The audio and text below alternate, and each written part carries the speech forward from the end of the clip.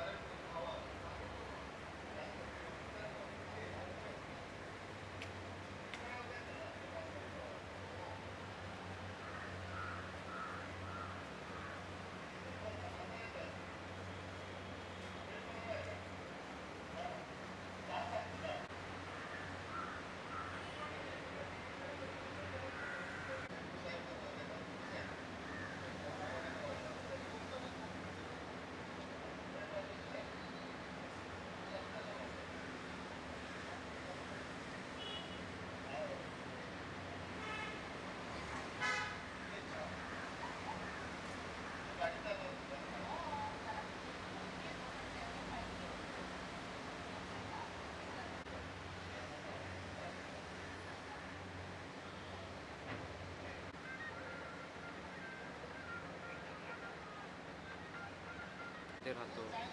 तिचा भाऊ ॲडव्होकेट आहे.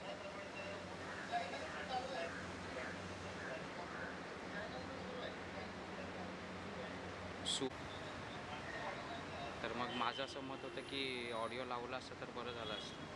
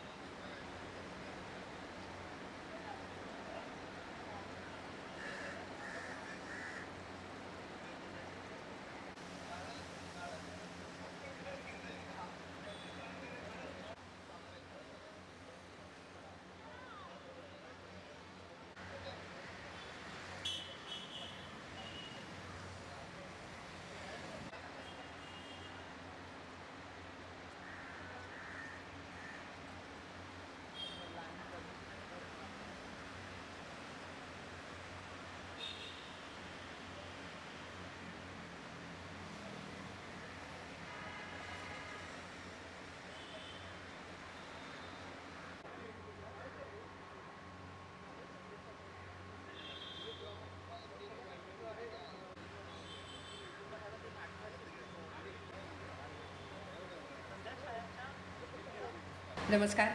बाळासाहेब ठाकरे राष्ट्रीय स्मारक आयोजित कार्टुनिस्ट कंबाईन यांच्या सहकार्याने जागतिक व्यंगचित्रकार दिनाच्या निमित्ताने व्यंगचित्र स्पर्धेतल्या निवडक व्यंगचित्रांचं प्रदर्शन व्यंगचित्र जत्रा ज्याचं आज सकाळी उद्घाटन झालं आणि या उद्घाटनानंतर आज आणि उद्या दोन्ही दिवस हे प्रदर्शन सगळ्या रसिकांसाठी खुलं असणार आहे. आपण सकाळीही पाहिलं मोठ्या संख्येने मंडळी इथे उपस्थित होती आणि सगळ्यात महत्त्वाची गोष्ट की विद्यार्थ्यांपर्यंत ही कला जर पोहोचेल तर निश्चित पुढच्या पिढीपर्यंत हा वसा आणि वारसा पुढे जाईल. आपल्या हातातली कुंचल्यातली जादू खऱ्या अर्थाने जर लोकांसमोर आणायची असेल तर व्यंगचित्र जे बोलकं व्यंगचित्र ज्याला म्हणता येईल ते रेषांच्या पलीकडेही खूप काही बोलून जातं. म्हणजे अनेकदा आपण असं पाहिलं आहे की एखादं विधान आणि त्याच्यासमोर एखादं चित्र, यात चित्र हे नेहमी बोलतं पण त्यातही व्यंगचित्र हे संवादाचं एक प्रभावी माध्यम निश्चित ठरतं. पण अर्थात व्यंगचित्रकारावर सुद्धा या सगळ्या गोष्टी अवलंबून असतात. एकतर राजकारणाची समाजकारणाची उत्तम जाण व्यंगचित्रकाराला असायला हवी आणि ही जाण जेव्हा असते तेव्हा निश्चितच त्याच्या रेषातनं त्याच्या रंगरेषातनं एक वेगळी भूमिका निश्चित मांडली जाते आणि ही भूमिका मांडण्याचं काम ज्यांनी अत्यंत निष्ठेने केलं ते म्हणजे व्यंगचित्रकार बाळासाहेब ठाकरे आणि त्यांचाच वसा पुढे घेऊन कार्टुनिस्ट कंबाईन ही संस्था पुढे चालू आहे. अनेक व्यंगचित्रकारांना घडवण्याचं काम एका परीने हे करत आहेत आणि त्यामुळेच आज या कट्ट्यावरच्या गप्पा मारण्यासाठी काही तरुण व्यंगचित्रकार आपल्यासोबत आहेत. व्यंगचित्र ही कला किती जोपासली जावी त्याचं करिअर म्हणून कसा विचार केला जावा या सगळ्या अनुषंगाने ही चर्चा होणार आहे. आणि साहजिकच येणाऱ्या काळामध्ये पुढच्या पिढीला सुद्धा व्यंगचित्र ही कला जोपासता आली पाहिजे या दृष्टीने निश्चित काही महत्त्वाचे असे संदेश, काही महत्त्वाचे विषय या चर्चेत मांडले जातील. आज या चर्चेत जे सहभागी होत आहेत त्यांची ओळख करून देते. गौरव सर्जेराव आपल्यासोबत आहेत. दादरच्या शारदाश्रम स्कूल ऑफ ॲनिमेशनमधून ॲनिमेशनचं शिक्षण घेतलं आहे. मार्मिकचा मुखपृष्ठकार आणि राजकीय व्यंगचित्रकार, ॲनिमेशन आणि चित्रपट क्षेत्रामध्ये स्टोरी बोर्ड आर्टिस्ट आणि कॅरेक्टर डिझायनर म्हणून कार्यरत. पुन्हा एकदा गौरव सर्जेराव यांच्यासाठी टाळ्या वाजवूया. सिद्धांत जुमडे आपल्यासोबत आहेत. सर जे इन्स्टिट्यूट ऑफ अप्लाइड आर्टमधून त्यांनी शिक्षण पूर्ण केलं आहे. हिंदुस्तान टाइम्स या वर्तमानपत्रात ते काम करतात आणि सध्या इंडिया टुडे ग्रुपमध्ये चीफ इलस्ट्रेटर म्हणून नॉयडा इथे कार्यरत आहेत. सिद्धांत जुमडे. निलेश जाधव जे मधून अप्लाइड आर्टचं शिक्षण त्यांनी घेतलंय. इलस्ट्रेशनमधलं स्पेशलायझेशन असल्यामुळे अनेक कामं त्या क्षेत्रातली झाली. अनेक जाहिरात एजन्सीमधनं कामं त्यांनी केलेली आहेत. 2001 पासून लोकसत्तामधून त्याची इलस्ट्रेशन्स आपण सातत्याने पाहिलेली आहेत. अनेक NGOसाठी काम केलं आहे, वर्कशॉप्स केलेली आहेत आणि महाविद्यालयातल्या विद्यार्थ्यांसाठी विशेषतः लेक्चर डेमॉन्स्ट्रेशन हा एक विशेष भाग निश्चित आहे. निलेश जाधव आपल्यासोबत आहे. विवेक प्रभू केळुसकर JWT या आंतरराष्ट्रीय जाहिरात संस्थेत क्रिएटिव्ह डायरेक्टर या पदावर कार्यरत आहेत. SL world, good night, Tata solar power, Godrej safe अशा नामवंत ब्रँडसाठी जाहिरात मोहिमा त्यांनी केलेल्या आहेत. जाहिरात क्षेत्रातले अनेक पुरस्कार देखील त्यांना मिळालेले आहेत. व्यंगचित्रकार म्हणून 7 वर्ष चालना मासिकात व्यंगचित्र मालिका ते रेखाटत आहेत. कार्टुनिस्ट कंबाईनचे ते पदाधिकारी देखील आहेत आणि व्यंगचित्रकलेसंबंधित मोफत कार्यशाळा, व्याख्यानं सातत्याने ते घेतात. विवेक प्रभू केळुसकर. आणि यांना बोलतं करणार आहेत योगेंद्र भगत. कार्टुनिस्ट कंबाईनचे सचिव, ग्राफिक डिझाईनचा त्यांचा व्यवसाय आहे. परदेशामध्ये जे स्पोर्ट्स लोगो डिझाईन त्यांनी केलेले आहेत. अमेरिकेमध्ये 2 वर्ष वास्तव्य आणि अर्थात देशात परदेशातलं काम सातत्याने चालू आहे. योगेंद्र भगत. आणि त्याचबरोबर कार्टुनिस्ट कंबाईनचे अध्यक्ष संजय मेस्त्री हे देखील आहेत. आणि योगेंद्र भगत आणि संजय मेस्त्री हे दोघं जण त्यांना बोलतं करणार आहेत. त्यामुळे आता थेट वळूया कट्ट्यावरच्या गप्पांकडे. धन्यवाद उत्तरा. खरं तर तिचं नाव उत्तर आहे, त्याच्यामध्येच विसंगती आहे. तिला प्रश्न विचारायची सवय आहे. आणि उत्तरांचं माझं वेगळं नातं आहे, कारण माझी बायको तिच्या वर्गात होती. अनंत भावे तिला आणि माझ्या बायकोला शिकवायला होते. तर मित्र, आपण प्रश्नोत्तरांना सुरुवात करूया. माझ्यासोबत माझे मित्र आणि कार्टून्स कंबाईनचे सचिव योगेंद्र भगत आहेत. कार्टून्स कंबाईनचं काम करताना योगेंद्र भगतची मला कायम मदत लाभलेली आहे. इथे पण ती मदत मिळणार आहे मला. पहिला प्रश्न आपण डाव्या बाजूने उजवीकडे वळूया. पहिला प्रश्न मी विवेक प्रभू केळुसकरला विचारतो. आज आपल्याकडे जे अभ्यासू व्यंगचित्रकार आहेत, अभ्यासू व्यंगचित्रकार, हा अभ्यासू हा शब्द अतिशय महत्त्वाचा आहे. त्याच्यामध्ये मला फार कमी नावं तरुण व्यंगचित्रकारांमध्ये दिसतात.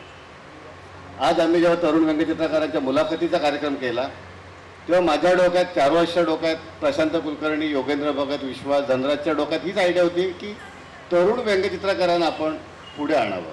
कारण आम्ही जेव्हा तरुण होतो तेव्हा आम्हाला 10-15 वर्ष स्ट्रगल केल्यानंतर कुठेतरी नाव मिळालं किंवा लोक ओळखायला लागले, लोक मुलाखतीने बोलवायला लागले. पण ही संधी आपण तरुणांना द्यावी म्हणून आम्ही ही 5 नावं काढली. त्याच्यामध्ये अतुल पुरंदरे सुद्धा होते, पण अतुल पुरंदरे आजारपणामुळे येऊ शकले नाही. तर अभ्यासू व्यंगचित्रकारांमध्ये मला विवेक प्रभू केळुसकर हे नाव प्रकर्षाने दिसतं की ज्याला व्यंगचित्रकलेची जाण आहे. अगोदर वसंत सरवटांकडे होती, त्यानंतर प्रशांत कुलकर्णीकडे चांगल्या प्रमाणात आहे. त्यांच्याशी मी त्याची तुलना करत नाही, हा अजून तरुण आहे. तर हा जो व्यंगचित्रकलेचा अभ्यास आहे, थिअरी आहे, प्रॅक्टिकल नाही. प्रॅक्टिकल ही चित्रकला आहे. तर ही थिअरी व्यंगचित्रकाराने करणं कितपत आवश्यक आहे ते मला जरा सांग. सर्वात प्रथम तरुण व्यंगचित्रकार आपण सगळेच आहोत. ते मी नमूद करू इच्छितो. थिअरी या विषय म्हणत असाल तर व्यंगचित्र हे काहीतरी मांडत असतं. ओके, जेव्हा मी चित्र काढतो जेव्हा, तर सर्वसामान्यपणे माझ्या भावभावना मी रेखाटत असतो. एक मिनिट डिस्टर्ब करतो, कारण काय म्हणजे जे प्रॅक्टिकलचे विषय, उदाहरण सायन्स, मी सायन्सचा मूळचा विद्यार्थी, नंतर कमर्शियल आर्टकडे गेलो, अप्लाइडकडे. पण मी मूळचा सायन्समध्ये काय माहिती आहे की 80 मार्काची थिअरी असते आणि 20 मार्काचं प्रॅक्टिकल असतं.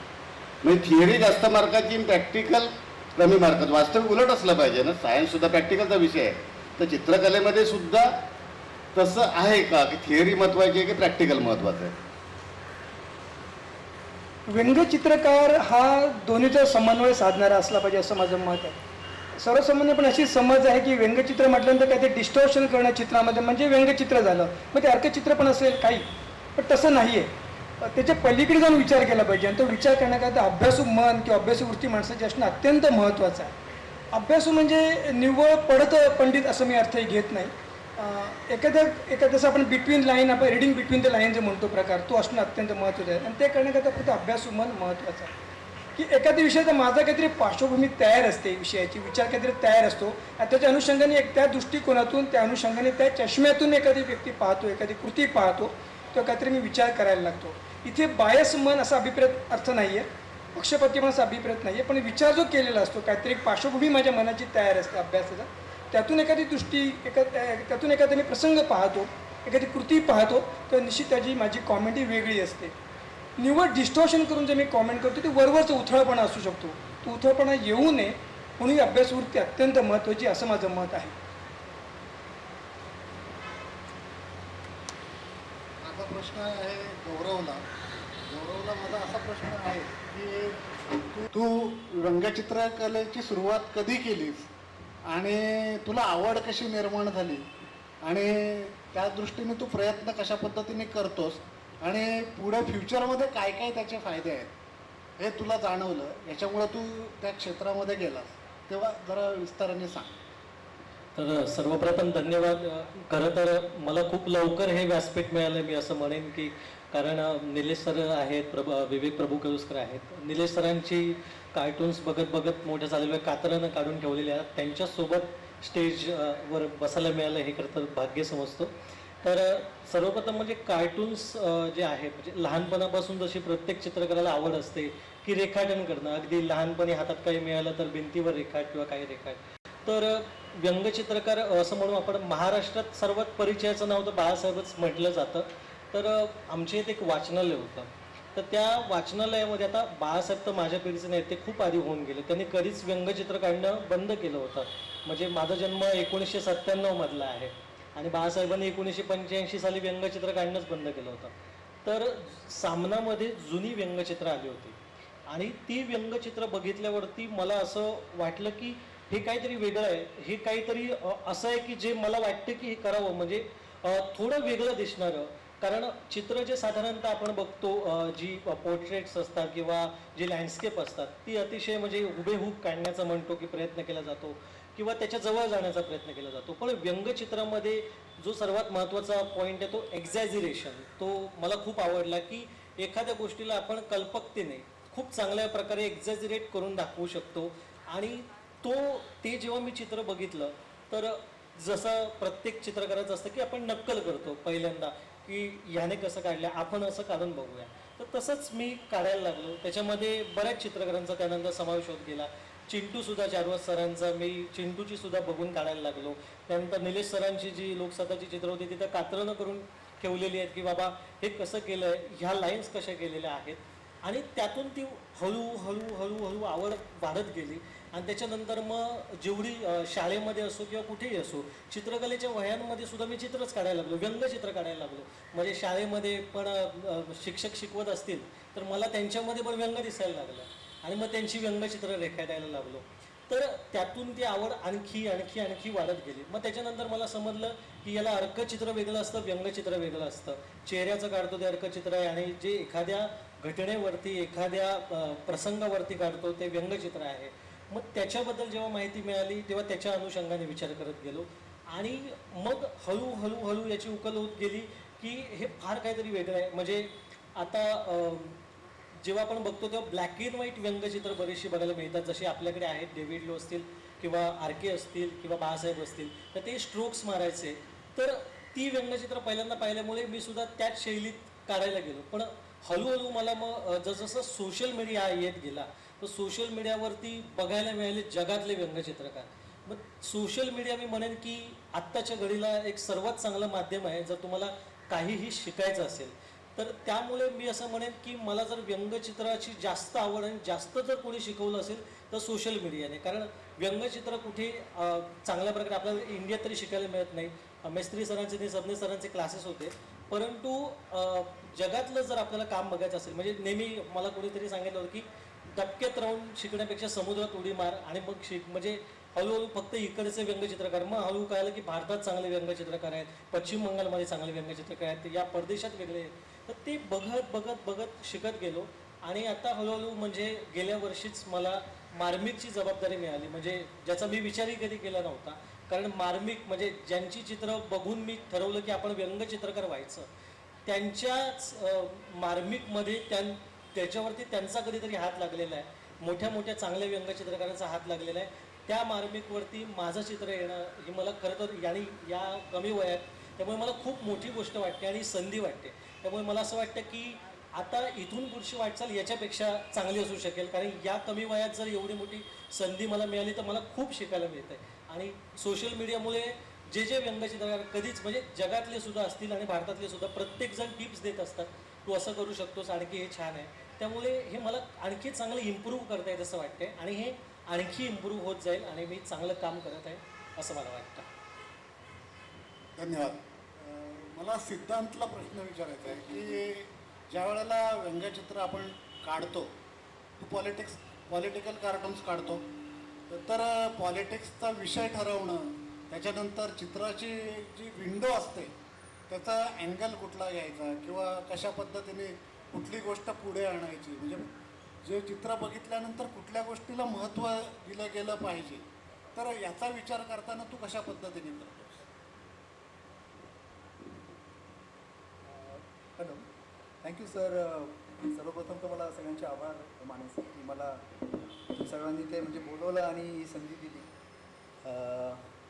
वेल सर, काम करताना तिथे ॲक्च्युली मला ब्रीफ भेटतं. म्हणजे मी प्रोफेशनली जेव्हा काम करतो यावरती मला ब्रीफ भेटतं आणि त्याच्यावरती किमान मला 9-10 तरी एक आयडियाज त्याचे क्रिएट करावं लागतात.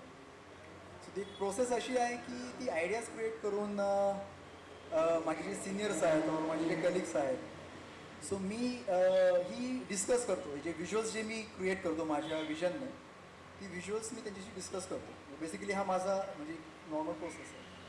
सो त्याच्यामध्ये मला इथे सांगावं असं वाटतं की जेव्हा आपण एखादी आयडियावर व्हिज्युअल इन्व्हेंट करतो, सो मला असं वाटतं की आपण ते शेअर करावं बिफोर म्हणजे पब्लिकली ते लॉन्च होण्याआधी. त्याच्यासाठी की आपल्याला त्यातनं एक सेन्स मिळतो की आपण कुठे लॅक करतो कुठे नाही. सो माझा पर्सनली मला जो त्याच्यातनं जे फील आला की मी मोस्टली हे जी आयडियाज होती डिस्कस करावी आणि त्याच्यात जर मला वाटतं इनपुट्स की हे योग्य आहे, सो मी ते अप्लाय करून त्याला अजून मॉडिफाय करतो अँड देन मी त्याला लॉन्च करतो. आणि पब्लिकली ते मग आम्ही त्याला स्केचेससुद्धा स्केचेस राईट करून स्केचेससुद्धा एक्झॅक्टली मी सपोज काही स्टोरी आली आहे, सो मला त्या स्टोरीमध्ये कॅरेक्टर्स किती आहेत, सपोज मल्टी कॅरेक्टर्स आहे, एक सिंगल कॅरेक्टर आहे और 2-3 कॅरेक्टर्स आहेत. सो माझं थिंकिंग ही चालू होते की मला ह्या कॅरेक्टर्सला एक्झिक्युशन काय करायचं आहे. सुरुवातीला एक्झिक्युशन येतं माझ्या माइंडमध्ये आणि देन मी त्याची आयडियामध्ये बघतो की जर ते एक्झिक्युशन त्या आयडियामध्ये बसतं की नाही. सो तिथे थोडंसं बिकॉज हे मॅगझिन वीकली असल्यामुळे मला थोडा टाईम मिळतो त्या गोष्टीला खेळण्यासाठी. सो मी आधी एक बेसिक एक स्ट्रक्चर तयार करतो. त्या कॅरेक्टर्स त्या 2-3 कॅरेक्टर्सचे मला 10-12 स्क्रिबल्स करावे लागतात. देन ते सगळे एक्झिक्यूट करून मला त्या व्हिज्युअलचे अजून 10-12 स्क्रिबल्स करावे लागतात. एक बेसिक लेवल असतं ते काही फायनल नाही. तर देन ते जे बेसिक लेवलचे फायनल झाली की देन त्याचं रेंडरिंग प्रोसेस आणि इंकिंग वगैरे सगळ्या गोष्टी चालू. सो तसं एक प्रोसेस आहे. मला निलेशलाच विचारायचं ह्या प्रोसेसचं, म्हणजे जे सिद्धांतनी सांगितलं की त्याला खूप सारे स्केचिंग किंवा स्क्रिबल करावे लागतात आणि मग तर तुझी पद्धत कशी आहे या बाबतीत तू जे विषय ठरवतो ते सिंगल स्केचमध्ये होतं का मल्टिपल स्केच करावे लागतात किंवा कशा पद्धत तुझी थॉट प्रोसेस काय आहे?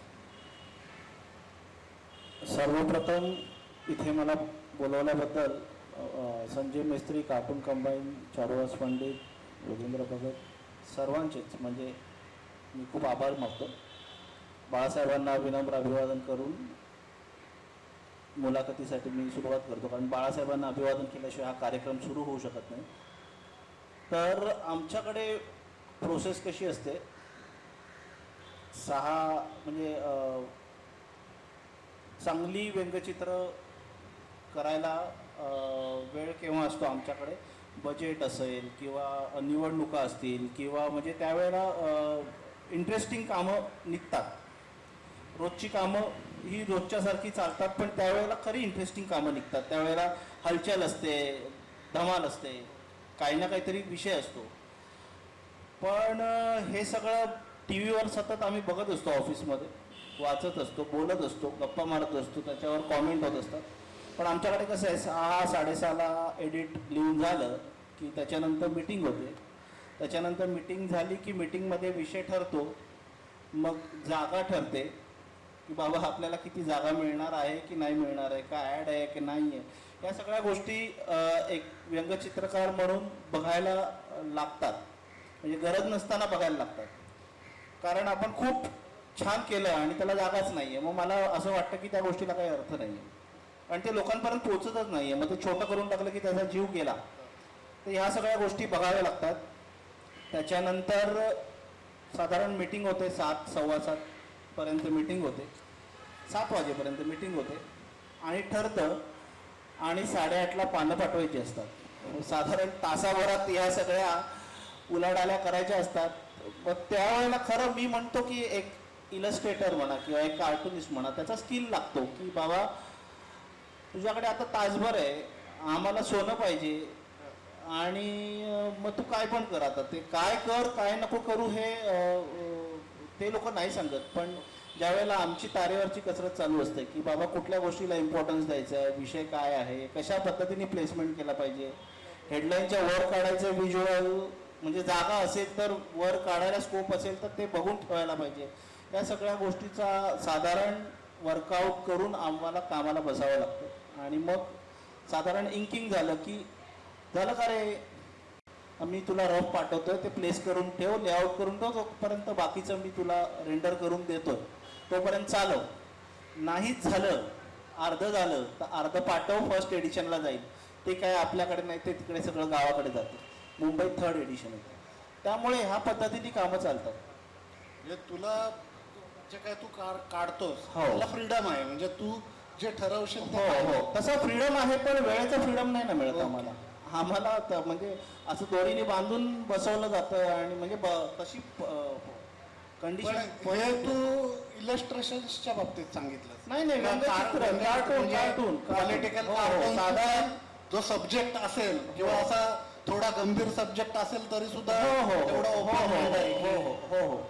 साधारण आमचं एक मीटिंग झाली की किती वेळ मिळतो आम्हाला की साधारण, कारण मीटिंग शिवाय किंवा आम्ही मोठे जे महत्त्वाचे व्यंगचित्र आहेत, बाकीचे आतले वगैरे जे ते त्याला मला फ्रीडम आहे, मी ती करतो. पण जी महत्त्वाची आहे, जी पेज 1ला लागणारी आहे, ती आपली जबाबदारी असते, मोठी जबाबदारी असते. कारण जसा शब्दाला शब्द लागून विषय बदलतो, तसं मला असं वाटतं लाईन इकडची तिकडे झाली तरी विषय बदलू शकतो.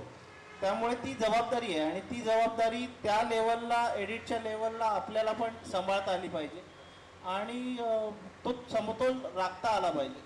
आणि त्याच्याही व्यतिरिक्त एक व्यंगचित्रकार म्हणून किंवा इलस्ट्रेटर म्हणून बाबा आपण खूप काही, किती कलर वापरायला पाहिजेत, किती नाही वापरायला पाहिजेत. बरं, ते आपण खूप प्रेमात पडलो ना की ते छापून आल्यावर बघवत नाही मग ते. त्यामुळे ते मिनिमलिस्टिकमध्ये जितकं काम करून मजा आणता येईल ना, तेवढं तो स्किल मेंटेन करून आम्ही कामाची पद्धत आहे आमची. रसिक मित्र, मी ते सांगू इच्छितो की आम्ही कार्टूनिस्ट कंबाईन्स तर्फे जे कार्यक्रम करतो तिथे मुख्य उद्देश आमचा ही व्यंगचित्रकला जगभर नेणं, व्यंगचित्रकला पुढे नेणं हा उद्देश आहे. आणि म्हणूनच मी तरुण व्यंगचित्रकारांनी इथे आमंत्रित केलेलं आहे. आणि तुम्हाला सर्वांना माहिती आहे की प्रत्येक गोष्टीचा अनुभव हा असल्याशिवाय तुम्ही काही करू शकत नाही. मी ह्या चौघांच्या उत्तराने समाधानी झालेलो नाही आहे. खास करून विवेक प्रभू केळुसकरच्या अभ्यासाचं उत्तर मला नीट समाधानकारक मिळालेलं नाही आहे. मला बोलायचा अधिकार आहे तुम्हाला, नंतर म्हणू नका का आम्हाला बोलावलं आणि असं म्हणाले.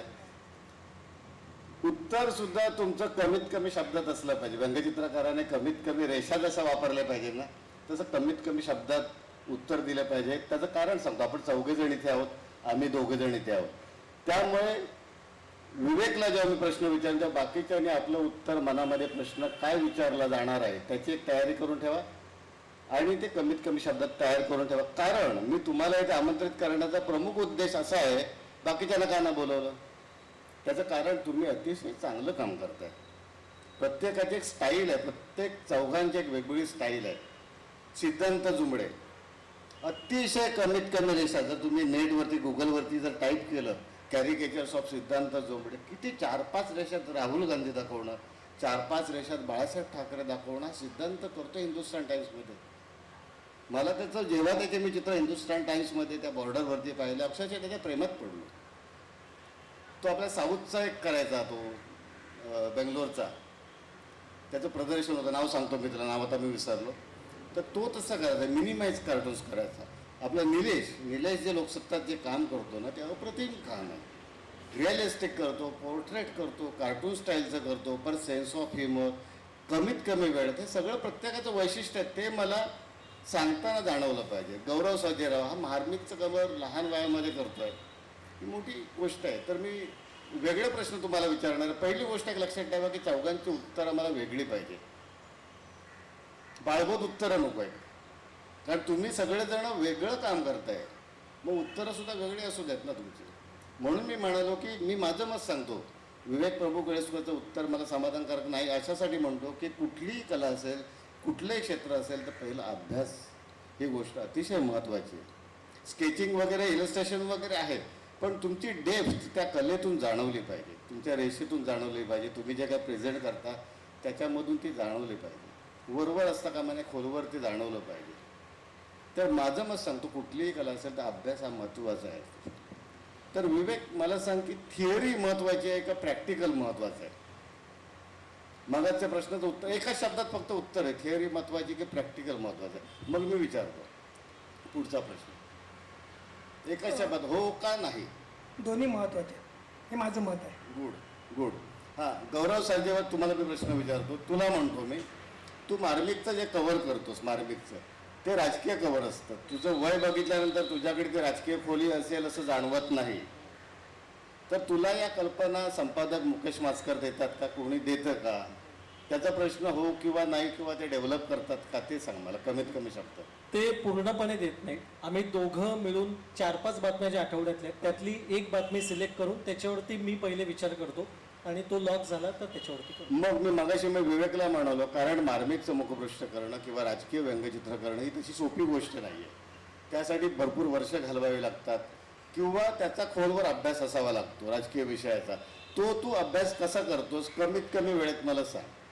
तो अभ्यास म्हणजे सध्या म्हणजे अगोदर वृत्तपत्र वाचन होतं, पण आता जास्तीत जास्त मी बातम्या बघणं आणि जे काही चांगले सोशल चॅनल्स आहेत ते बघून वाचणं जास्त, आपलं ऐकणं जास्त प्रेफर करतो. कारण बातम्या बघणं हा गुन्हा आहे. कारण बातम्या जे चॅनल्स आहेत ना ते ठरलेले चॅनल्स आहेत, ते प्रत्येक चॅनल कुठल्या तरी पक्षाचा आहे. त्यामुळे बातम्या मला वाटतं ह्या ज्या आपण बघतोय चॅनल्स त्यात काही खरं नाही आहे. तुझं वाचन आणि पेपर तरी कुठला स्वतंत्र राहिलेला आहे, त्याच्यामुळे तुम्ही बायसही होऊ शकता ना. आलं की नाही लक्षात? सिद्धांतला मी हा प्रश्न विचारतो की तुझं मिनिमाइज केले चित्र, ते तुझा आदर्श कोण होता? म्हणजे हे कमीत कमी रेषांमध्ये हा जो लाईकनेस तू पकडतोस ते मला म्हणजे थक्क करणारं वाटतं. तुझं काम जे मी बघतो ते सोपं नाही आहे ते, पण ते तू कसं काय आणि कोणाचा आदर्श ठेवून केलंस की तुला कसं शक्य होतं? म्हणजे एक एक रेषा तू कमी करत जातोस का, डिलीट करत जातोस का? तुझे काम करण्याची प्रोसेस, कारण आपण कार्टूनिस्ट कंबाईन्ससारखे ज्या कार्यक्रम करतो, कट्ट्यावरच्या गप्पा वगैरे, त्याचा प्रमुख उद्देश तरुण व्यंगचित्रकार घडवणं आहे, त्यांना मार्गदर्शन होणं आहे. मी कसा घडलो हे सांगायचं नाही आपल्याला. त्यासाठी आपण वेगळी मुलं प्रतिभा आणि प्रतिमासारख्या कार्यक्रमात घेऊ आपण, ते पण आपण घेऊ प्रत्येकाची स्वतंत्र. पण आपल्याला इथे व्यंगचित्रकार घडवायचे, ही आपली जी मुलाखत सोशल मीडियावरतून जाईल, फेसबुकवरती, त्या व्यंगचित्रकारांना काहीतरी मार्गदर्शन मिळालं पाहिजे, त्यांना काहीतरी त्यातून शिकता आलं पाहिजे. मी असं झालो आहे नको, मी कसं आहे ते आपल्याला सांगायचं नाही आहे. तर मला अभ्यासपूर्ण उत्तर पाहिजे. मिनिमाइज तू कसं करतोस, त्याचा अभ्यास कसा कर, कारण तू करतोस ते जबरदस्त काम आहे, एकच शब्दच सांगेल. सर त्याचं उत्तर असं आहे की सोशल साईट्सवरती बरेच खूप सारे आर्टिस्ट आहेत आणि बाळासाहेबांचं जे ज्यांना फॉलो केलं त्यांनी डेव्हिडला, सो हे बेसिकली सगळ्या आर्टिस्टचं कॉम्बिनेशन करूनही क्रिएट केलेलं आपण एक छोटं, म्हणजे किती मिनिमाइज करू आपण ते कॅरेक्टर आणू. सो त्या गोष्टींचा अभ्यास करून मी हे प्रयत्न केला आणि तो लकीली म्हणजे चांगल्या प्रकारे ते करता आलं मला. निलेश, तू जे काम करतोस ते व्हरायटीचं काम असतं. रविवारच्या लोकसत्तामध्ये जे काम करतो, पोर्ट्रेट असतं, रिअलिस्टिक असतं किंवा सिम्बॉलिक असतं. आता तुझी सिम्बॉलिक जी चित्र असतात ती खूप चांगली असतात, चतुरंगामध्ये करतोस ती. त्यासाठी लेख वाचल्यानंतर त्याच्यावरती चित्र काढणे कठीण गोष्ट असते. तर ते तू काम कसं करतो, त्यासाठी मला काय म्हणायचं माहिती आहे, तरुणांना मार्गदर्शन. मी असं नको, तुम्ही हे असं करा, हे मला अपेक्षित आहे. आलं लक्षात? कार्टूनिस्ट कंबाईन्स आपण जे कार्यक्रम करणार आहोत त्याचा प्रमुख उद्देश मी नाही आहे, तुम्ही असं बना, मी असा बनलो, तुम्ही असं बना, हे आपल्याला सांगायचं. तू अभ्यास कसा करतोस, कारण आज ग्राफिक डिझाईन नेटवरती, गुगलवरती भरपूर, जसं सिद्धांताने सांगितलं, हा प्रामाणिकपणा मला हवा. त्याने सांगितलं की मी नेटवरती अनेक पाहिले, रेफरन्सेस घेतले. तसं म्हणजे नकळतपणे लोकांना कळलं, की प्रेक्षकांना कळलं, विद्यार्थ्यांना कळलं की आपण नेटवरती असा अभ्यास करत असतो. तसं तुझे चतुरंगामध्ये करतो, ते खूप छान चित्र असतात, मला खूप आवडतात. पण ते कुठेतरी पाहिल्यासारखे वगैरे असतात, तर तुझा अभ्यास नक्की करत असणार तू. आलं लक्षात ना? की तेवढी प्रतिभेची झेप मला वाटतं आपल्याकडे तेवढी नसते, आपण कबूल केलं पाहिजे. पण तुझी चित्र एक प्रतिभेची झेप जाणवतं, तो तू अभ्यास नक्कीच करत असणार. ते गुपित आम्हाला सांगितलं. गुपित वगैरे असं काही नाही आहे. मुळात तुम्ही अभ्यास जो म्हणता ना, तो अभ्यास हा इथे आपल्या इथे आणि इथे आहे. तुमच्या हार्ड डिस्कमध्ये डोक्याच्या किती गोष्टी बघितलेल्या असतात. ऑब्झर्वेशन. आर्टिस्टला अजून काय लागतं, कार्टुनिस्टला काय लागतं, हा काही थेरी तुम्ही मगाशी म्हणालात, प्रॅक्टिकल आणि थेरी. मला असं वाटतं की हे थोडंसं जरा वेगळं बाजूला ठेवू आपण. आर्ट जे मध्ये शिकतो किंवा आर्ट सेक्शनमध्ये शिकतो, इथे आम्हाला, म्हणजे मी पण 5 वर्ष शिकलो तेव्हा आम्हाला फार थेरॉटिकली काय फार शिकवलेलं नाही आहे. आम्हाला मास्तर सांगायचे पास होण्यापुरता लिहा रे, त्याचं काय फार पुढे काय हे नाही आहे, तुम्ही काम चांगलं करा बस. त्यामुळे सातत्याने सगळेजण, म्हणजे खूप दिग्गज मास्तर जे मला लाभले नाहीत, पण माझे मैत्रीपूर्ण त्यांच्याशी संबंध होते. आणि का तर मी त्यांच्या कामाने अट्रॅक्ट झालो आणि त्यांच्याशी संवाद साधला आणि मग ते आमचं मैत्रीपूर्ण नातं झालं. साधारण शांताराम पवार असतील, राज्याध्यक्ष सर असतील, आपले अनेक सर आहेत, म्हणजे बरेच सर आहेत. तर त्यांनी काय करायला पाहिजे आणि काय नाही करायला पाहिजे एवढंच सांगितलं आजपर्यंत. विचारे मास्तर आहेत, पालव सर आहेत, जुने सर जे होते तिरोडकर सर आहेत. तर त्यांनी नक्की तुम्ही काय करायला पाहिजे आणि काय नाही करायला पाहिजे एवढं सांगितलं बस. तर हे फार महत्त्वाचं आहे. हे सांगणारी माणसं फार कमी भेटतात.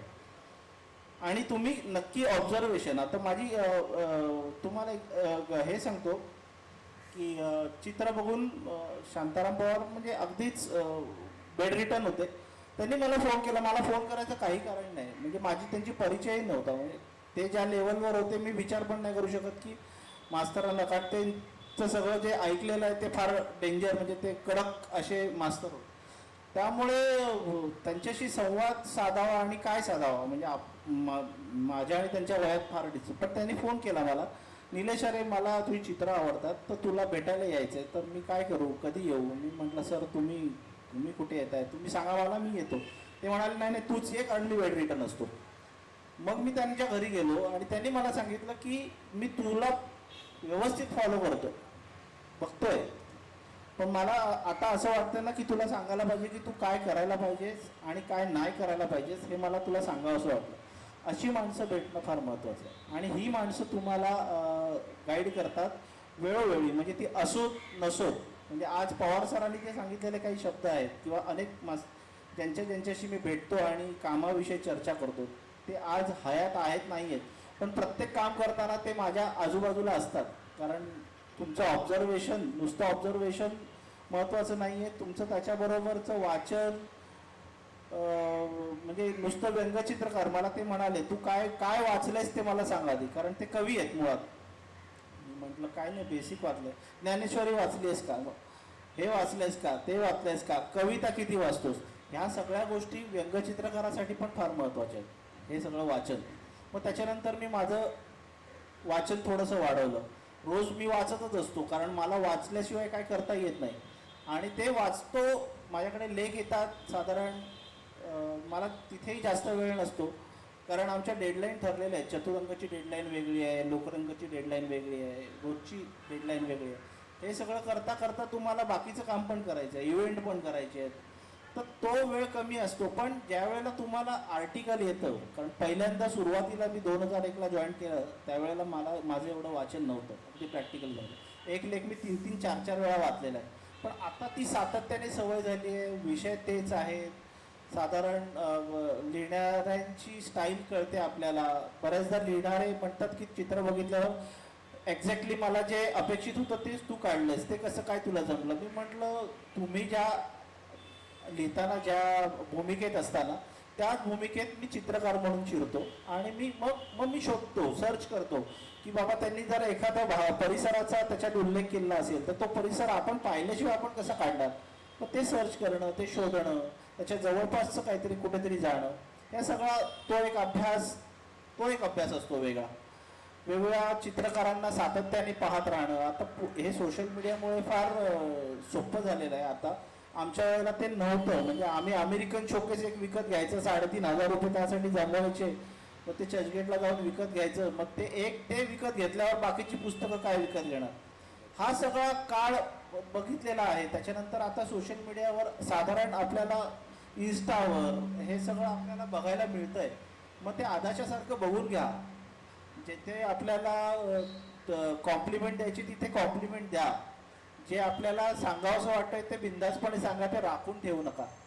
ह्या सगळ्या गोष्टी मला मिळत गेल्या, त्यामुळे मी डेव्हलप होत गेलो असंही म्हणेन. म्हणजे मी काय फार पूर्ण काय तयार नाही आहे अजूनही. मी रोजच काही ना काहीतरी वेगळं करूया या उद्देशाने चित्र करायला घेतो. मग ते ग्राफिक असू दे, मग कार्टून असू दे, मग कुठल्याही स्टाईलमध्ये. आणि साधारण विषयाचं गांभीर्य काय आहे ह्याच्याकडे कल जास्त असतो. मला वाटतं निलेशने जे सांगितलं ते तुम्हाला सगळ्यांना कळलं असेल, तरीसुद्धा मी अधिक स्पष्ट करून कमीत कमी शब्दांमध्ये सांगतो की निलेशने काय सांगितलं, शांताराम पवारने त्यांना कविता वाचायला सांगितलं, ज्ञानेश्वरी वाचायला सांगितले. मला तेच विवेककडून अपेक्षित होतं. एक गोष्ट लक्षात ठेवा की कुठल्याही क्षेत्रामध्ये जर तुम्ही काम करत असाल, बऱ्याच वेळेला काय होतं, स्कूल ऑफ आर्टमधून जे विद्यार्थी बाहेर येतात ते स्केचिंग करतात, रेषांवरती त्यांची मास्टरी मिळते, पण तुम्ही इलस्ट्रेटर बनवू शकता. जे कथेमध्ये सांगितलेलं ते तुम्ही चित्रांमधून मांडू शकता, रेषांमधून मांडू शकता. पण व्यंगचित्रकला ही चित्रकलेची शेवटची पायरी आहे. आलं तरी लक्षात. व्यंगचित्रकार, जर तुम्हाला व्यंगचित्रकार व्हायचं असेल तर तुम्ही चित्रकाराकडून उडी मारावी लागते. ती मधली उडी ही दरी असते. आपल्याकडे मी सकाळी सांगितलं की शंकरराव किर्लोस्कर हे महाराष्ट्रातले पहिले राजकीय व्यंगचित्रकार. त्यांनी जे स्कूल ऑफ आर्टमधून जेव्हा शिक्षण पूर्ण केलं तेव्हा त्यांचे काका लक्ष्मणराव किर्लोस्कर हे जे आपल्या VJTIमध्ये प्राध्यापक होते, आणि त्यांनी शंकररावांना सांगितलं की तुला जर व्यंगचित्रकार व्हायचं असेल तर पहिल्यांदा तू संस्कृतवरती मास्टरी मिळव, पारसी भाषेवरती मास्टरी मिळव. ज्या भाषेमध्ये साहित्य लिहिलेले गेलेले मोठ्या प्रमाणामध्ये त्या भाषेवरती मास्टरी मिळव. तरुण व्यंगचित्रकारांनी जे फेसबुकवरती बघतायत किंवा ज्यांना या क्षेत्रात यायचं आहे त्यांनी लक्षात ठेवा की अभ्यास होणे प्रकटावे, नाही तर झाकोनी राहावे. अभ्यास करायचा नसेल तर येऊच नका कुठल्या क्षेत्रात. असाध्य ते साध्य करिता सायस, कारण अभ्यास तुका म्हणे. ज्ञानेश्वरांनी सुद्धा सांगितलं, म्हणजे इतक्या वर्षापूर्वी अभ्यासाचं महत्त्व सांगितलेलं आहे. अभ्यासाशी काही सर्वथा दुष्कर नाही, म्हणून ती मजट आहे अभ्यासे मिळ. अरे एवढ्या लोकांनी इतक्या वर्षापूर्वी सांगितलं. आपण काय करतो माहिती, फक्त स्केचिंगवरती, रेषांवरती भर देतो. भाषेवरती पण मला वाटतं तेवढाच भर द्यायला पाहिजे. मी हे तरुण व्यंगचित्रकारांसाठी खास करून सांगतोय, मला तुमचं कौतुक आहे, मी तुम्हाला पहिल्यांदाच बोलवलं आहे. याच्या पुढे याल तेव्हा वेगळ्या पद्धतीने मला तुम्ही दिसले पाहिजेत. म्हणजे माझ्यासारखे रंगीबेगळे कपडे घालून या असं नाही, वेगळे दिसा म्हणजे का दाढी वाढवून या किंवा माझ्यासारखे पगडी घालून या असं नाही, वेगळ्या रूपात मला तुम्ही दिसले पाहिजे. आणि निलेशने सांगितलं, शांताराम पवारने अभ्यास, वाचन, ज्ञानेश्वरी वाचायला सांगितलं. ज्ञानेश्वरी का वाचायची? या ज्ञानेश्वरीमध्ये उपमा अनेक आहेत. एक लड़की को देखा तो ऐसा लगा, एक लड़की को देखा तो ऐसा, ज्ञानेश्वरीवरून घेतले. जावेद अख्तरने आपल्या मुलाखतीच सांगितलेलं आहे. ज्ञानेश्वरी तो उपमा किती आहेत, म्हणून ज्ञानेश्वरी वाचावी चित्रकाराने, व्यंगचित्र, खास करून व्यंगचित्रकाराने. चित्रकार आणि व्यंगचित्रकारांमध्ये फरक आहे, लक्षात ठेवा. तुमच्या चौघांचंही ना वेगवेगळं वैशिष्ट्य आहे. विवेक प्रभू केळुसकरच्या चित्रांमध्ये, व्यंगचित्रांमध्ये मला टॅलेंट दिसतो, स्पार्क दिसतो, जो त्याला सांगता येत नाही आहे. जसं कस्तुरी मृगामध्ये कस्तुरी लपलेला असतो पण त्याला ते कळत नाही, तसं विवेकमध्ये होतं आहे. त्याच्यात प्रचंड स्पार्क आहे. त्याच्या अनेक स्पर्धामध्ये तू बक्षिसं मिळालं, गौरवमध्ये पण मला दिसतो, सिद्धांतामध्ये दिसतो, निलेशमध्ये सुद्धा दिसतो.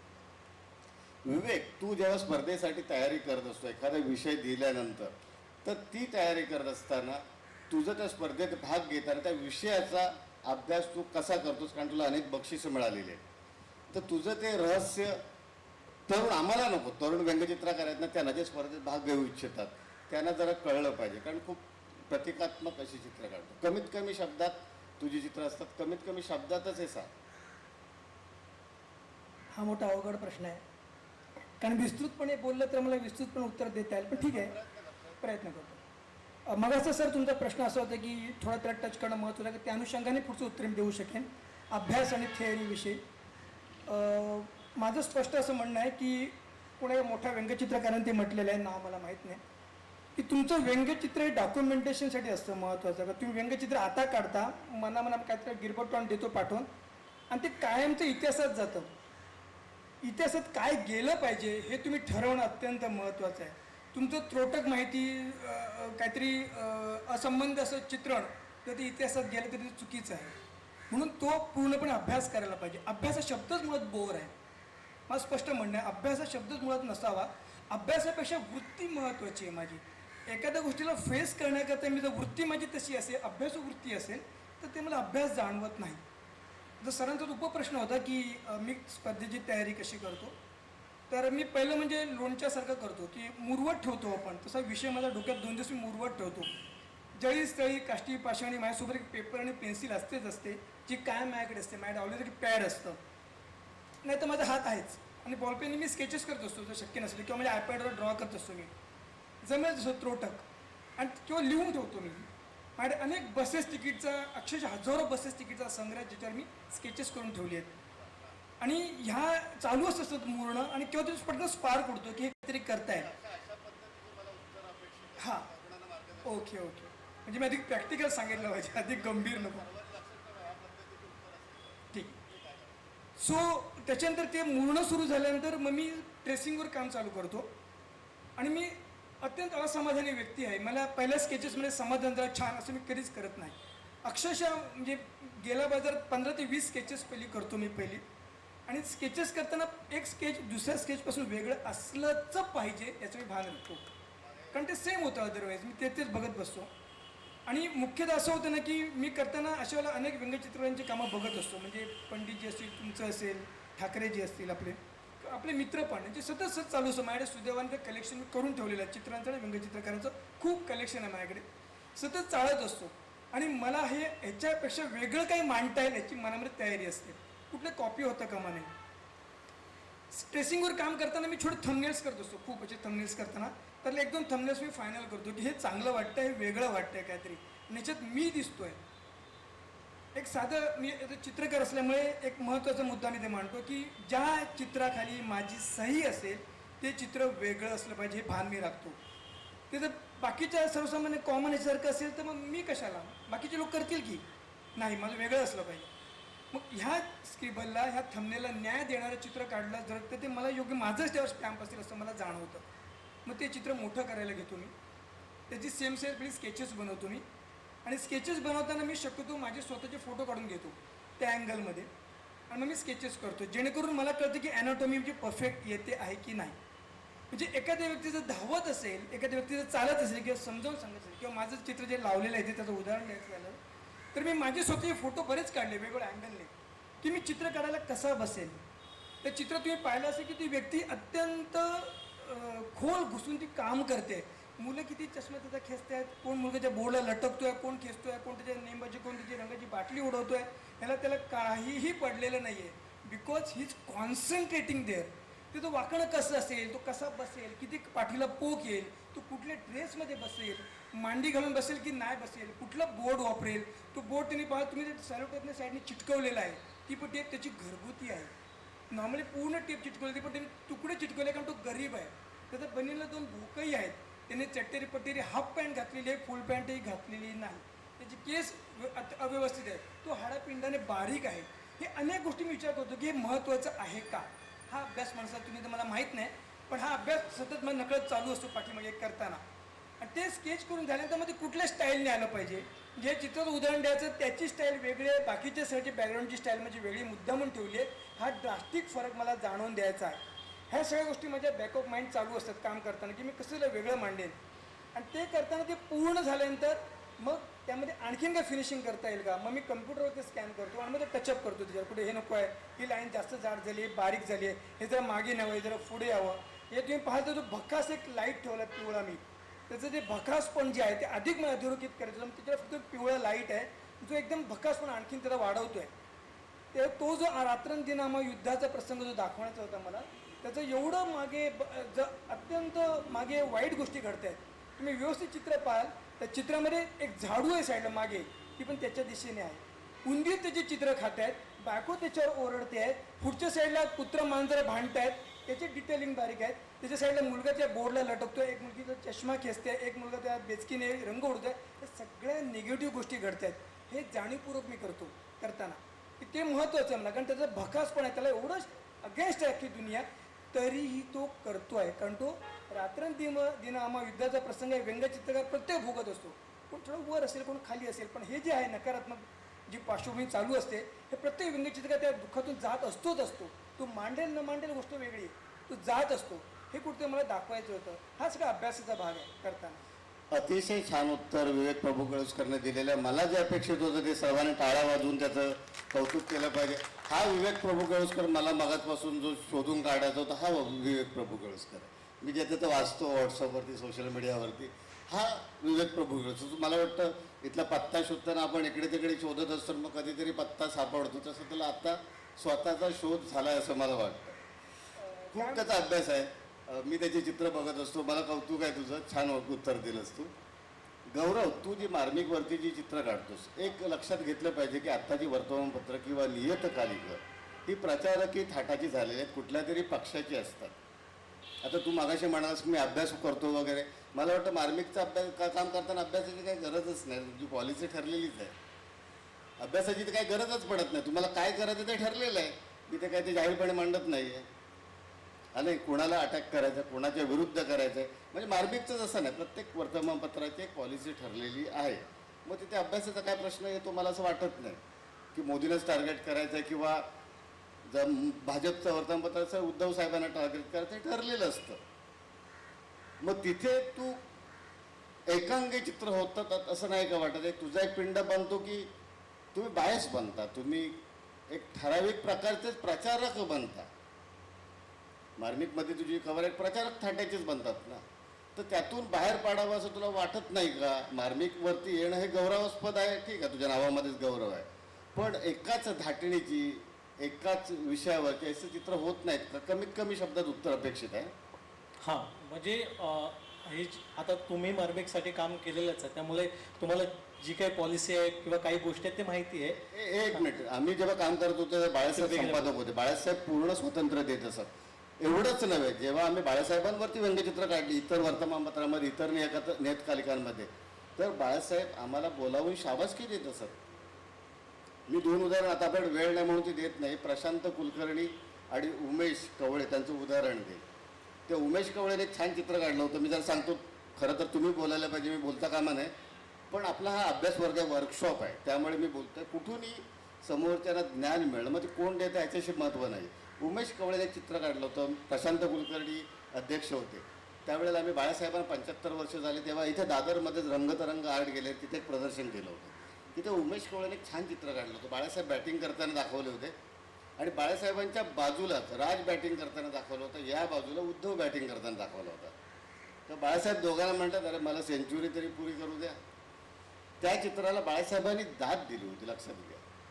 बाळासाहेब कुठल्या त्यांच्याविरुद्ध काढलेल्या चित्राला कधीच हे करायचं नाही. तर तू हे काम करत असताना कसं काय काम करतोस, कुठेतरी ती मनाची बोलते. तर मला कसं, मी जेव्हा मार्मिक वगैरे बघितलं किंवा इतरही व्यंगचित्र मी बऱ्याच बघतो, फार कमी व्यंगचित्रकार आहेत जे डायलॉग्स न टाकता व्यंगचित्र करतात आणि त्यातून तो भाव कळतो. तर मी आत्ताही काम करताना बऱ्याचदा मी विचार करतो, ह्याला जर काही लिहिलंच नाही तर ते कसं जाईल.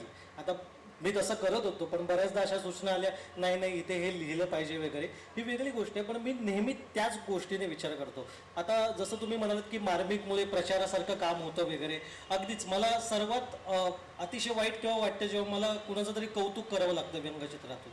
तर तेव्हा मला ते सुचतच नाही, म्हणजे काय करू याच्यावरती, मला कौतुक नाही सुचत, कारण त्याच्यामध्ये काही त्रुटी आहे ती पहिल्यांदा व्यंगचित्रकाराच्या दृष्टीने दिसते. तर जेव्हा मार्मिकसाठी मी करतो तेव्हा वेगळ्या पद्धतीने जरी करत असलो तरी मी स्वतः वैयक्तिकरित्या सुद्धा चित्र काढत असतो वेगवेगळ्या प्रकारचे. जसं की मध्यंतरी एक व्यंगचित्र माझं व्हायरल झालं होतं, ते म्हणजे त्याच्या मागे हे होतं की एस टीचे जे कर्मचारी आहेत तर त्याच्यावर केलेलं एक व्यंगचित्र होतं. ते असं होतं की एक एस टी आहे आणि तिने स्वतःला फास लावून घेतला. आता हे व्यंगचित्र करताना त्यात कुठेही शब्द नाही आहेत, ते थोडं डार्क टोनला नेलं आणि त्या यष्टीला अजिबात एकही एक्सप्रेशन, ववया, डोळे काहीही दाखवलं नाही. पण त्यातून ते इतकं कसं जाऊ शकतं, ती वेदना त्या यष्टीला होते सुद्धा आणि ती पूर्णपणे आता लयास गेलेली आहे, हे त्या व्यंगचित्रातून दिसेल असं मी हे केलं. याच्यामध्ये कुठलाही राजकीय चेहरा सुद्धा वापरायची मला गरज पडली नाही की कोणामुळे गेले किंवा काय गेले. तर ते त्या एस टी कर्मचाऱ्यांना खूप भावलं आणि ते व्हायरल केलं. किंवा दुसरं एक व्यंगचित्र होतं जे सुद्धा असंच केलं होतं, पण त्याच्यामध्ये राजकीय चेहरा होता की जसं की कोरोनाचा जो काळ होता त्याच्यामध्ये मला असं दिसलं की ज्या वेगवेगळ्या वैद्यकीय सुविधा आहेत त्या अपुऱ्या पडत होत्या आणि तरी पण राजकीय नेते ह्या रॅलीज घेत होते. बंगालमध्ये मोठी मोदींची ही रॅली झाली होती आणि तिथे खूप जनसमुदाय झाला होता. तर त्याच्यावर मी असं काढलं की ते पात्र आहे आणि थडग्यातून हातून एक हात आलेला आहे आणि मोदींनी हातामध्ये EVM धरून त्या थडग्यातनं हात आलेला आहे, त्याला बटन दाबायला लावलेलं आहे. म्हणजे इतकं प्रचंड असं वातावरण चालत असताना कुठेतरी ती सेन्सिबिलिटी ठेवली पाहिजे असं त्यातून दाखवलं गेलं. आता मार्मिकमध्ये जेव्हा मी पहिल्यांदा करायला लागलो, आता एक मला असं वाटतं की मला एक दबाव असतो, मला असं वाटतं तो दबाव म्हणजे तिथे अगोदर बाळासाहेबांनी काम केलेलं आहे, तिथे अगोदर बाळासाहेबांची चित्र होती.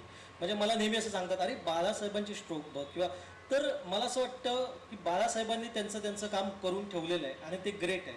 पण मला असं वाटतं आता ते माझं काम, गौरवचं काम आहे हे म्हणून ओळखलं गेलं पाहिजे. तर मी नेहमी हा प्रयत्न करतो की माझ्या पद्धतीने काय जाईल, म्हणजे अगोदर शैली थोडी बाळासाहेबांसारखी कर वगैरे, पण मी नाहीच, मग मी थोडं माझ्यासारखं कसं करता येईल याचा प्रयत्न करत असतो त्याच्यातून दरवेळी.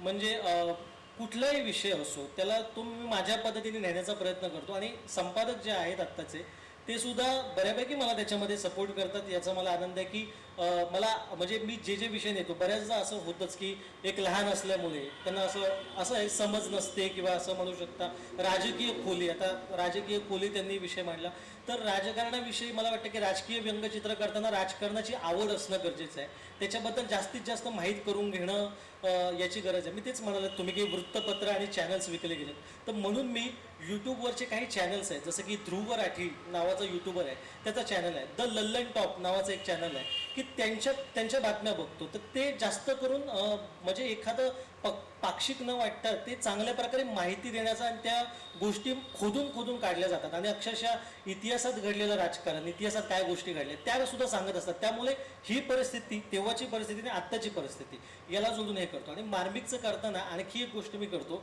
ती म्हणजे हा जर असा विषय आहे, आत्ताचा अमका विषय आहे, तर अशा प्रकारचं व्यंगचित्र जगभरात कुठे झालंय का, म्हणजे जगभरात या विषयावर काही व्यंगचित्र झालेत का ती मी शोधून काढतो. आणि मग मला त्यातून आणखी म्हणजे मला म्हणू की इन्स्पिरेशन मिळतं की बाबा हे असं काम झालेलं आहे, आता याच्यापेक्षा वेगळं काय करू शकतो किंवा या कन्सेप्टला धरून सुद्धा काय वेगळ्या प्रकारे मी नेऊ शकतो याचा मी एक विचार करतो त्याच्या मागे. आणि त्यामुळे राजकारणाची एकंदरीत मला लहानपणापासूनच आवड असल्यामुळे राजकीय खोली जसं म्हणालात तर राजकीय व्यंगचित्र करणं अवघडच आहे हे सगळ्यांना माहिती आहे. म्हणूनच आज राजकीय खोली ज्यांना आहे ते सुद्धा राजकीय व्यंगचित्राला हात घालत नाहीत असं मला वाटतं. त्यामुळे राजकारण हे मला हळूहळू मला कळतच जाणार आहे आणि त्याच्यानुसार मी डेव्हलपच होत जाणार आहे. मी इम्प्रूव्हच करतोय आणि मला त्यामुळे अनेकांची मदत होते असं मी म्हणेन. त्यामुळे असंच आहे की मार्मिकसाठी अशा प्रकारे काम करतो मी सांगू शकतो. धन्यवाद. ॲक्च्युली आत्ता आपल्या ज्या चर्चा झाल्या त्याच्यामध्ये विवेकने बऱ्याच चांगल्या प्रकारे व्यंगचित्र कसं डिटेल काढावं किंवा कसं बघावं किंवा फ्रेमिंग कसं करावं हे सांगितलं, किंवा गौरवनी सांगितलं की एखाद्या विशिष्ट पक्षाच्या मुखपत्रामध्ये काम करताना त्याच्यातलं वेगळेपण कसं टिकवावं, किंवा संजयजींनी पण सांगितलं की वेगवेगळ्या पक्षांचे किंवा वेगवेगळ्या वृत्तपत्रांचे वेगवेगळ्या पक्षानुसार धोरणं असतात, त्यानुसार व्यंगचित्र काढावं लागतं. आता या सगळ्यांचा जर विचार केला तर नवोदित व्यंगचित्रकारांनी किंवा चित्रकारांनी या फील्डमध्ये येताना असं काय बघावं की, कारण आत्ता आपल्या इथं जे काय वृत्तपत्र आहेत त्याच्यात बऱ्यापैकी राजकीय व्यंगचित्र ही जवळजवळ नामशेष झालेली आहे, की बऱ्याच ठिकाणी फ्रंट पेजला जे पूर्वी व्यंगचित्र यायची ती बऱ्याच जणी बंद केलेली आहे, किंवा पॉकेट कार्टूनसुद्धा ठराविक वृत्तपत्रामध्ये येतात.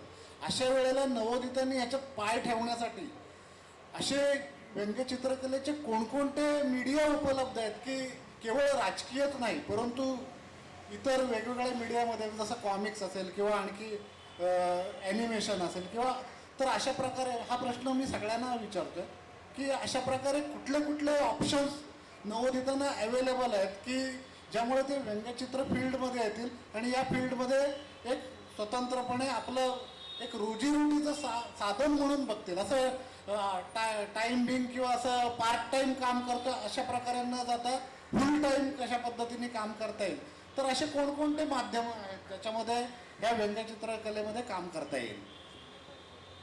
योगेंद्रने अतिशय चांगला प्रश्न विचारलेला आहे. मला हेच प्रश्न अपेक्षित आहेत आणि अशीच उत्तर अपेक्षित आहेत की जी करिअर करू इच्छिणाऱ्या लोकांना त्याचा फायदा होईल. धन्यवाद योगेंद्र, छान प्रश्न विचारला.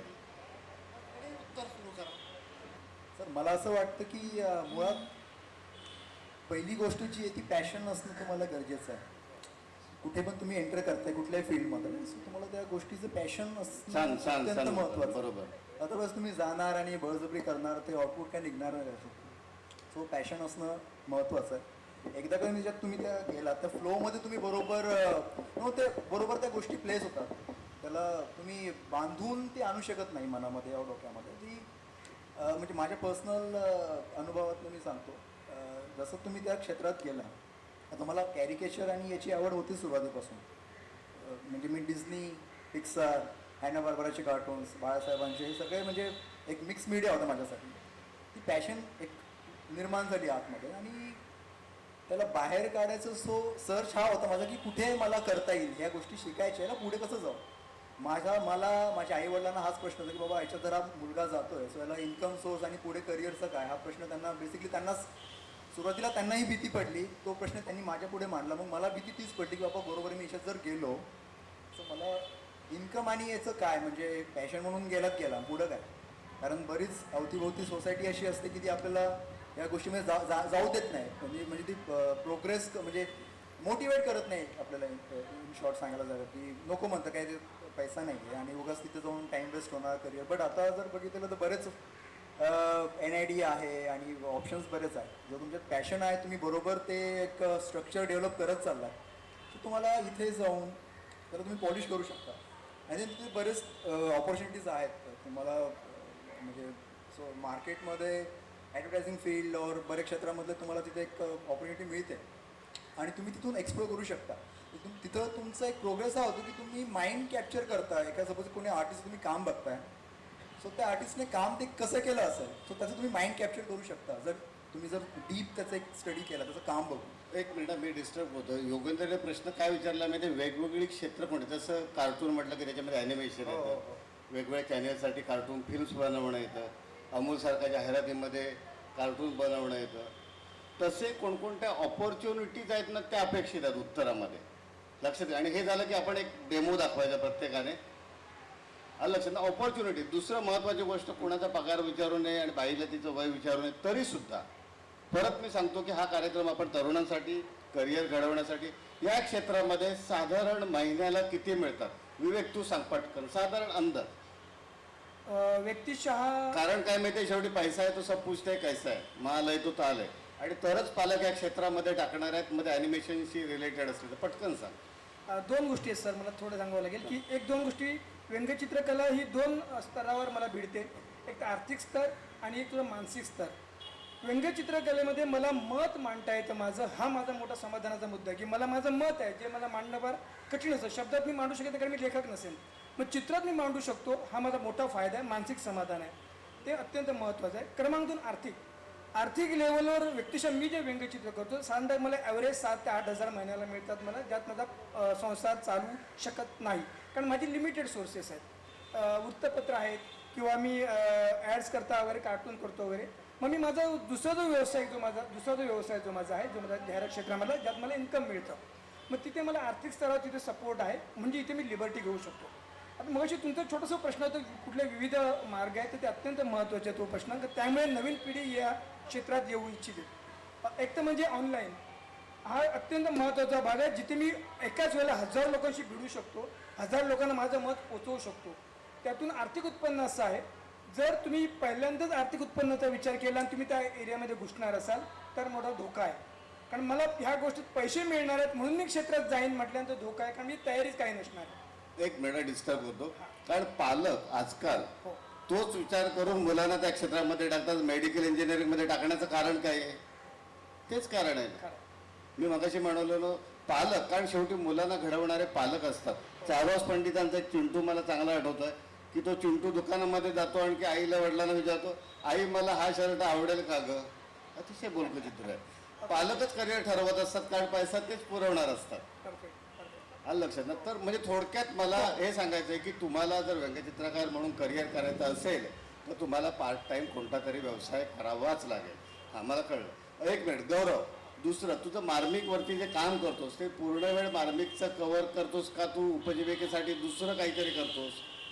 आता जो तुम्ही प्रश्न विचारला, कमीत कमी तेवढंच मला सांगतो. आता जो प्रश्न विचारला तो मग खरं तर मी म्हणेन थोडाफार माझ्यासाठीच वाटलं तुम्हाला, कारण तसंच आहे की पूर्ण वेळ कार्टुनिंग नाही करता येत. तर मार्मिक जे आहे ते आठवड्याला 1 दिवस असतं, त्यामुळे आठवड्यातले जे चार आठवडे आहेत महिन्यातले, तर त्यावेळी फक्त 1 आठवडा त्याचं काम असतं, 1 दिवस काम असतं आठवड्यातलं. आणि इतर वेळी जे मी करतो ते मी ॲनिमेशन क्षेत्रामध्ये स्टोरीबोर्ड आर्टिस्ट म्हणून कार्यरत आहे. तर स्टोरीबोर्ड आर्टिस्ट मी सांगेन, जर कोणाला त्यामध्ये आवड असेल तर त्यांनी नक्की यावं. का? कारण स्टोरीबोर्ड आर्टिस्ट हे खूप रेअर आहे. आणि का? तर त्याच्या मागे मेहनत पण आहे बऱ्यापैकी. म्हणजे माझ्या बॅचमधला मी एकमेव स्टोरीबोर्ड आर्टिस्ट आहे.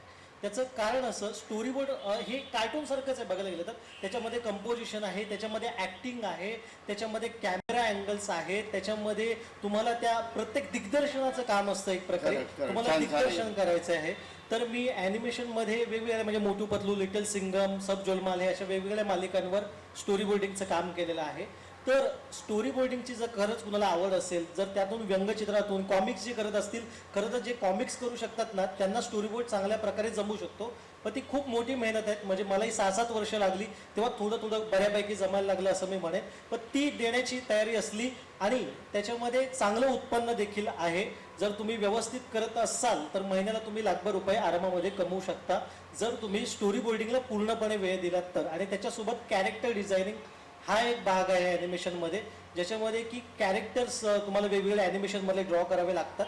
फक्त काय आहे आपलं त्याच्यामध्ये वेगवेगळा फरक कसा, इंडियन ॲनिमेशन बाहेरचं ॲनिमेशन, जर बाहेर गेलं तर त्याच्यामध्ये पैशामध्ये वाढही होते. भारतीय तरी कमी म्हटलं तरी आपल्या कार्टुनिस्टपेक्षा जास्त कमावू शकता तुम्ही स्टोरी बोर्ड आर्टिस्ट म्हणून. आणि त्याच्यासोबत कार्टुनिंग नक्कीच करू शकता, कारण मी स्वतः स्टोरी बोर्ड आर्टिस्ट म्हणून जॉब करत होतो, जो मी सोडला का तर मला कार्टुनिंग करायचं होतं.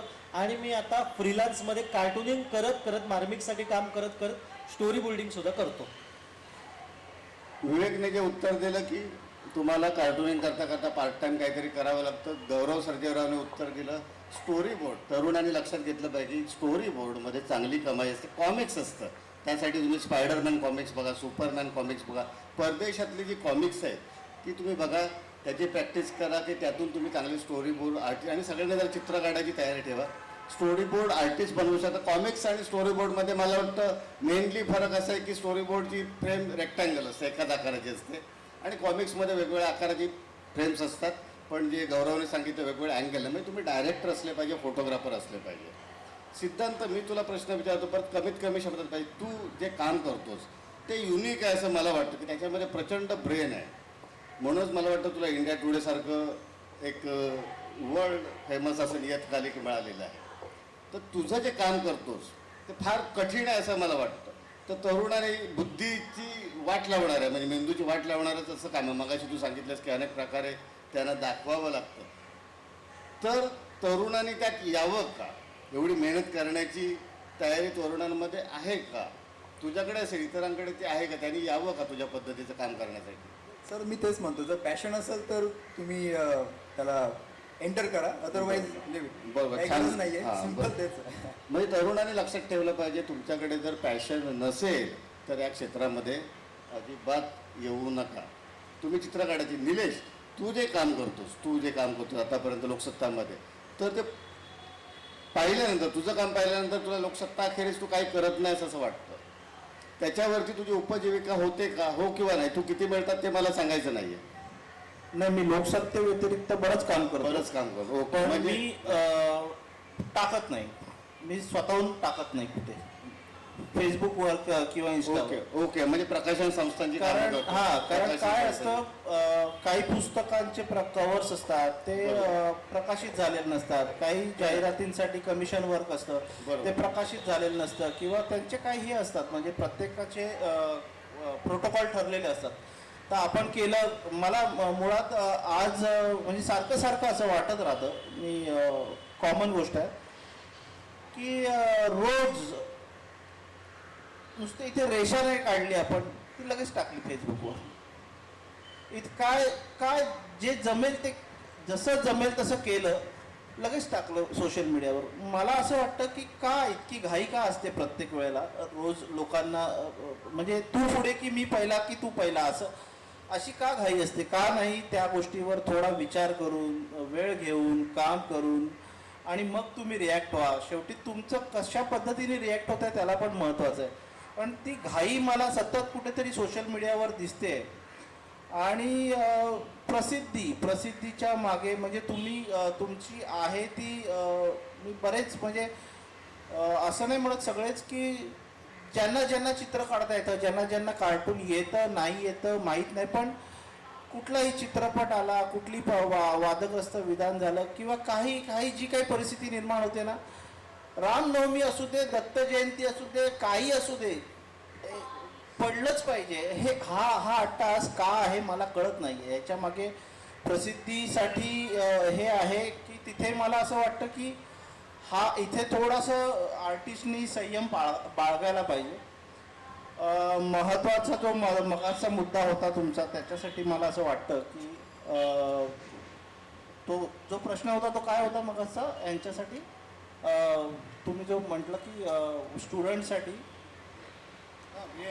कुठले क्षेत्र मीडिया आहेत हां त्याच्यामध्ये काम करू शकतात. हां, मला स्टुडंटसाठी महत्त्वाचं हे वाटतं की, कारण हे मी माझ्याबद्दल बोलतोय की मी काम करत असताना मला जे एक्सपिरियन्स येत आहेत, किंवा मला ज्या पद्धतीने हे करावं लागतंय, तर मला असं वाटतं नुसतं कार्टुनिस्ट म्हणून राहू नये आर्टिस्टनी. कार्टूनची पॅशन असेल तर कार्टूनची पॅशन जरूर हे करावी, पण त्याच्याबरोबर त्यांनी कार्टुनिस्ट हा म्हणजे जास्त करून इलस्ट्रेटरच असतो, मग तो कार्टूनकडे वळतो. तर त्यांनी इलस्ट्रेशन्स तुमचं, मला असं वाटतं बरेच कार्टुनिस्ट त्यांना त्यांच्या स्टाईलमध्ये अडकतात आणि मग त्यांना इतर कामांमध्ये ते दिसत नाहीत. मला असं वाटतं की तुम्हाला जर जगायचं आहे तर पैसे हवेत, आणि पैसे तुम्हाला मिळवायचे आहेत तर तुम्हाला वेगवेगळ्या पद्धतीची कामं पण आली पाहिजेत. मग तुम्ही पेंटिंग पण केलं पाहिजे, मग तुम्ही कार्टून पण, माझं म्हणणं त्या गोष्टी त्या रकान्यात तुम्ही ठेवता आल्या पाहिजेत त्या घरात, आणि तुम्हाला स्विच ऑन करता आलं पाहिजे. कारण काय असतं ना की कार्टून करता आहे ना, रिअलिस्टिकमध्ये कार्टून डोकवायला लागतं, आणि रिअलिझम करता कार्टूनमध्ये रिअलिझम डोकवायला लागतं. तर हे दोन्ही गोष्टी आपापल्या वेगवेगळ्या ठेवता आल्या पाहिजेत आणि त्या जर वेगवेगळ्या माध्यमातून तुम्ही इतरही माध्यमातून काम केलं, वॉटर कलर केले, ॲक्रेलिक केले, पेस्टलमध्ये काम केलं, म्हणजे वेगवेगळ्या पद्धतीने डिजिटल केलं, तर ह्या पद्धतीने तुम्हाला जास्त काम येईल आणि तुमची सस्टेन राहण्याची हे वाढेल. मग तुम्ही कार्टूनवर जास्त हे करू शकता कारण तुम्हाला इतर माध्यमातून पैसा येतो. पण नुसतं कार्टूनच्या माध्यमातून जगणं म्हणजे याच्यात मी तुम्हाला मुद्दामून सांगतो, कार्टून म्हणजे ॲनिमेशन नाही. म्हणजे ॲनिमेशन ही वेगळीच गोष्ट आहे, त्याला वेगळं ठेवा. कार्टून हे पॉकेट कार्टून असेल, मग ते ॲनिमेटिक नंतर करतात. पण नुसतं जे आपण सतत बोलतोय कार्टून कार्टून कार्टून, तर नुसतं कार्टून करून कोणाची पोटं भरणार नाही. त्याच्याबरोबर त्यांनी म्हणजे ॲनिमेशन केलं पाहिजे. ॲनिमेशन ही वेगळी भाग सांगतोय, त्याच्यात कार्टून आलं पण ते वेगळ्या पद्धतीने. तर ह्या सगळ्या गोष्टी सगळं मिळून तुम्ही ॲज अ आर्टिस्ट म्हणून शिकता आलं पाहिजे. हे मी स्टुडंटना जास्त सांगेन. कारण मग नंतर काय होतं की आता मी करतोय, खूप वर्ष झाली, 2 वर्ष झाली कार्टून करतोय, पण मला अशी बरेचशी विचारणा येतात बऱ्याच लोकांच्या. म्हणून मी सांगतो की नाही आम्हाला तेवढा पब्लिसिटी तर मिळत नाही आहे, मी माझ्या वॉलवर टाकतोय तेवढंच, पण बाकी कुठे तेवढे पैसेही मिळत नाही आहे. मग मी हे पण करतो. मग मी आता स्कूल टीचर ATD केलेलं आहे, तर म्हटलं जाऊ दे शाळेत शिक्षका म्हणून जॉब स्वीकारावा. तर ही परिस्थिती आहे. तर अशा पद्धतीने आणि तुमचा किती कसं काम करताय त्याच्यावर, तुम्ही किती काम करताय त्याच्यावर तुमची स्किल ठरते, तुमचा अनुभव ठरतो आणि त्या अनुभवावर तुम्ही म्हणजे सांगून पैसे मिळवू शकता असं मला वाटतं. तुमच्या अनुभवावरून तुम्हाला प्रसिद्धी पण मिळते आणि पैसेही मिळतात असं मला वाटतं. ते पैशाच्या मागे न लागलेलं बरं. पैसे ॲटोमॅटिक येतात, तुम्ही कामाच्या मागे लागा मग पैसे ॲटोमॅटिक येतात. म्हणजे मला सांगावं असं वाटतं की तुम्ही एखाद्या कॅरिकेचरसाठी 5 ते 10 हजार रुपये मिळतात आजच्या तारखेला, ते मिळवता आले पाहिजे. तर तेवढे मिळवण्याची हे पाहिजे आणि ते पैसे घेता पण आले पाहिजेत तुम्हाला. नुसतं व्यंगचित्र काढून चालणार नाही. धन्यवाद. हा प्रश्न याच्यासाठी होता की नवोदितांनी व्यंगचित्र फील्डमध्ये येताना काय काय अडचणी येतात किंवा एक मिनिट, मला असं वाटतं जो नवोदितांसाठीचा विषय चाललेला आहे ना की जे मध्ये काय कार्टून शिकवलेलं नाही आहे, कुठल्या आर्ट कॉलेजमध्ये कार्टून शिकवत नाही. मला असं वाटतं की बाय फ्युचरमध्ये कार्टून कंबाईननी अशी काही कार्टून स्कूल किंवा कार्टून म्हणजे हे आपल्या सगळ्यांसाठी आहे, इथे सगळेच फॅकल्टी आहे असं समजून की नवीन तरुण चित्रकार किंवा व्यंगचित्रकार जर तयार व्हायचं असेल कोणाला, मला बऱ्याच हे येतात की सर मला तुमच्याबरोबर काम करायचं आहे, मला तुमचं काम बघायचं आहे. मी म्हटलं अरे माझ्याच कामाचा वेळेचा ठिकाणा नाही, मी तुला प्रत्येक वेळेला कधी कसं काय हे करू, आणि मी घरी काम करेन ऑफिसमध्ये काम करेन हे काही निश्चित नाही. तर ही अशी एक जागा पाहिजे की जिथे आल्यावर नक्की व्यंगचित्र म्हणजे काय, अर्कचित्र म्हणजे काय, मग त्याच्याकडे कसं बघावं ह्याची निदान लेक्चर्स किंवा प्रॅक्टिस सेशन्स व्हायला पाहिजेत.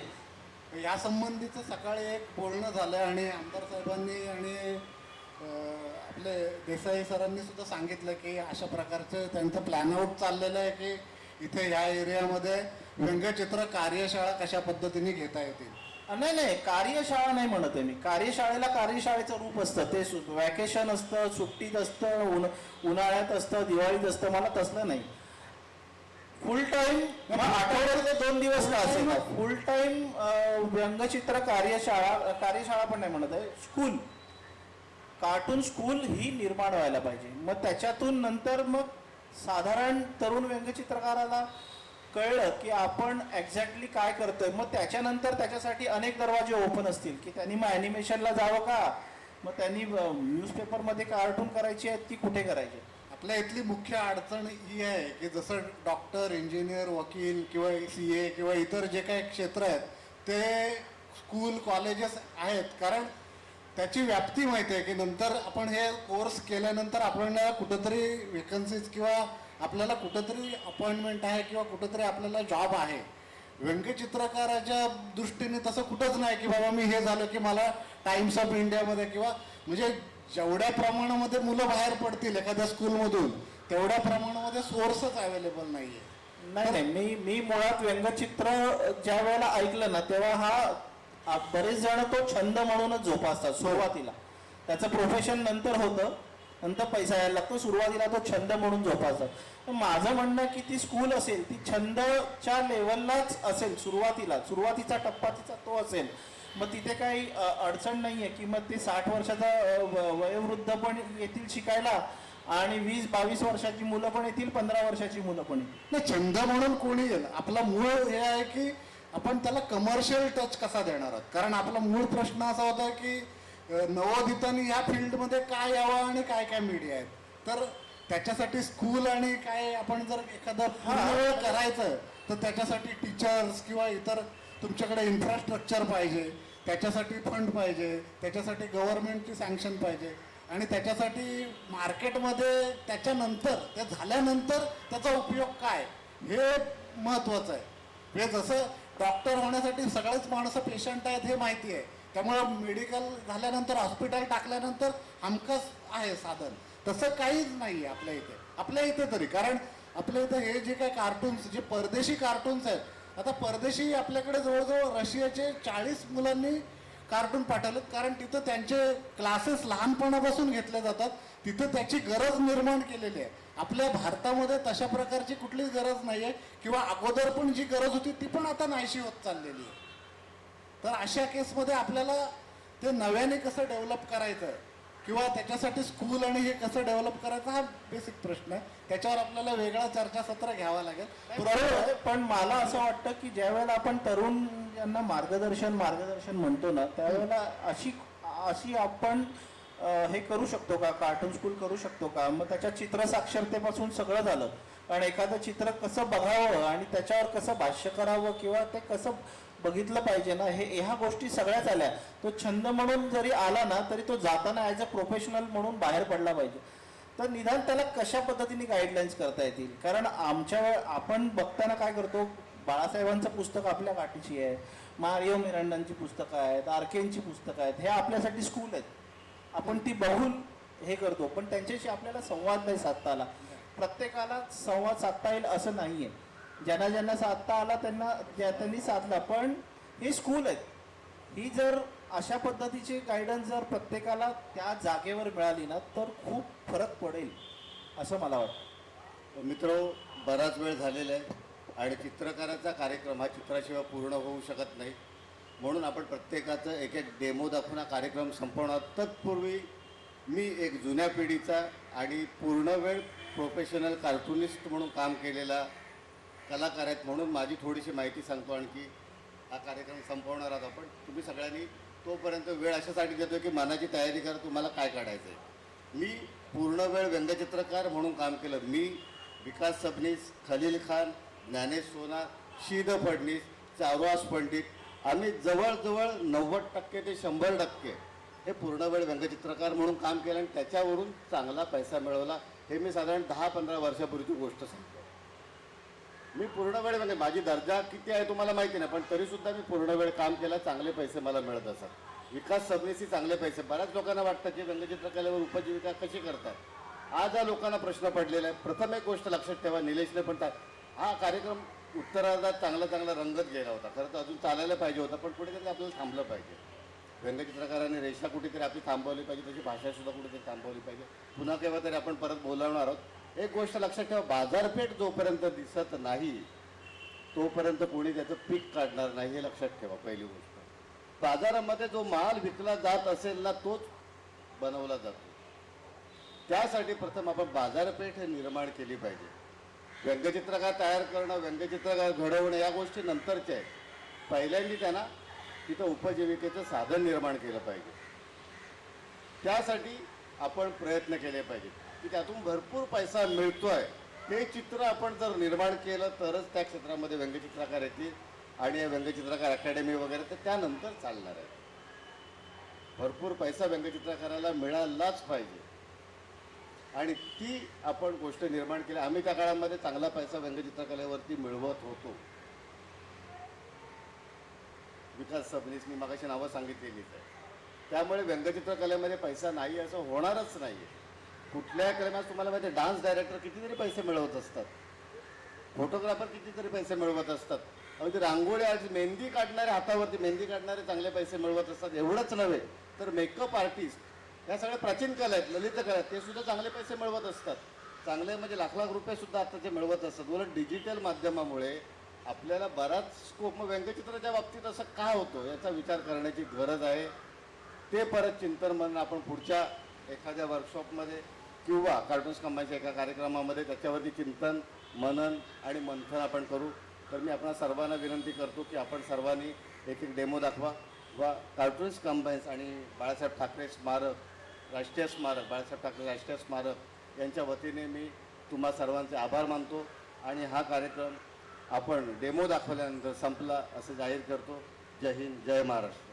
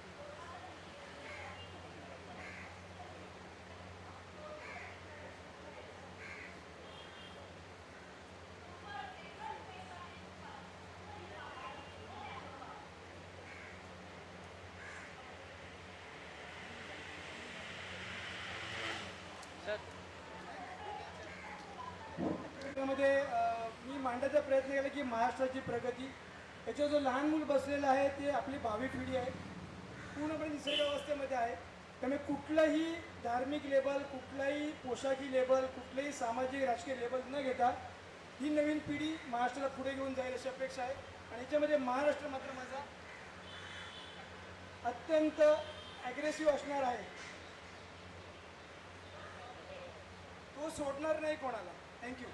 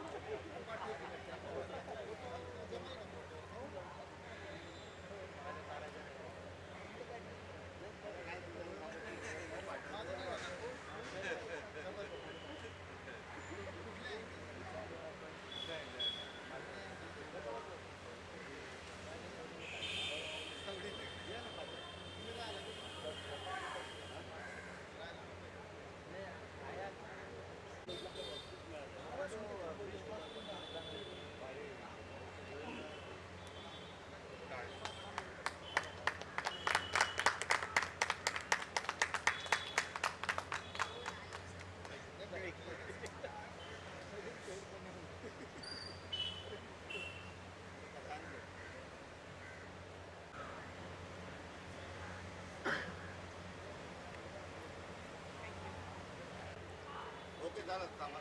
झालं असेल तर थांबा.